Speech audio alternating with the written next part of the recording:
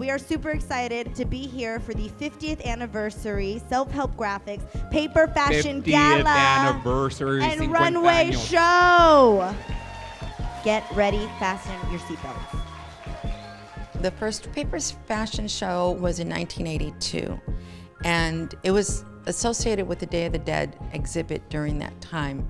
It was a really dynamic show. There was some very funny parts of it. There were some amazing outfits that were created. Sister Karen was the executive director, and she understood that the community needed an outlet for their artistic expression, and she also knew the value of storytelling through the arts, of capturing the stories of the community.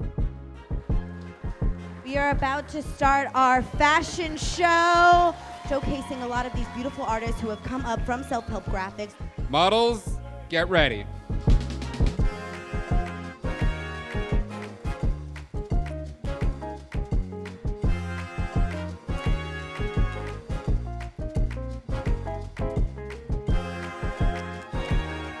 So the piece that I made is based on Pat Gomez's silkscreen print called War Stories. In that piece, she depicts two war stories, one of her uncle who went to Vietnam and the other of her cousin who went to one of the Gulf Wars. Her uncle had gotten mixed up in gangs. They arrested them, put him in jail, and the judge said you can go to Vietnam or you can go to jail. He decided to go to the Army. Unfortunately, he never came back. My son and I designed the piece, and he took on the heart part of it. I took on the rose part of it.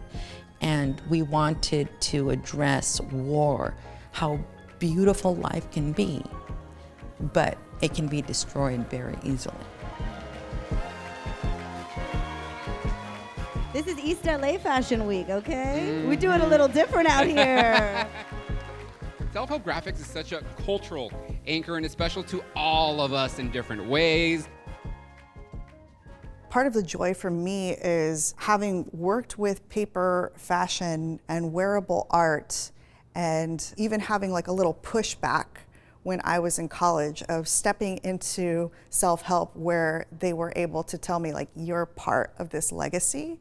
And I was able to work with Consuelo. I was able to see where I belong within that legacy by creating work like this, as well as not just being given the ideas, but being given help. I had a space where I could create. I had a community that I could create inside of. I had people that I could work with. I think one of the things that self-help does for a lot of us, myself included, is it validates our identities.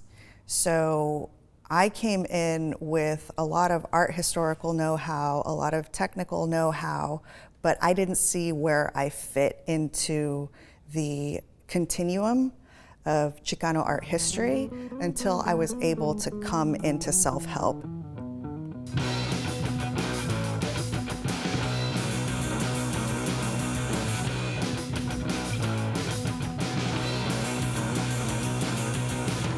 The piece that I made is referencing Shizu Salamando's class notes, AKA what I learned in art school.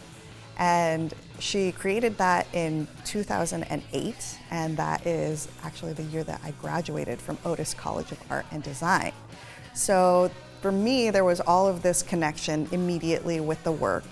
The piece references the original print in that the material is all hot pink, like the highlighter color that she used. It's all Bic blue, and it's made out of college-ruled notebook paper.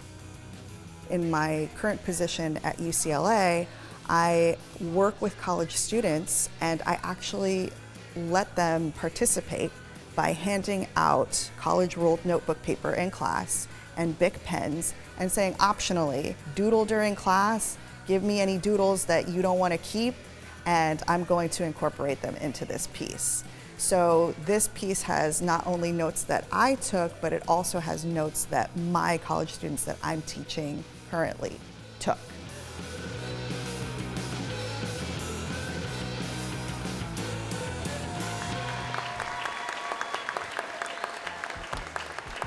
paper is very fragile and very beautiful, and depending on how you manipulate it, you can make something truly outstanding.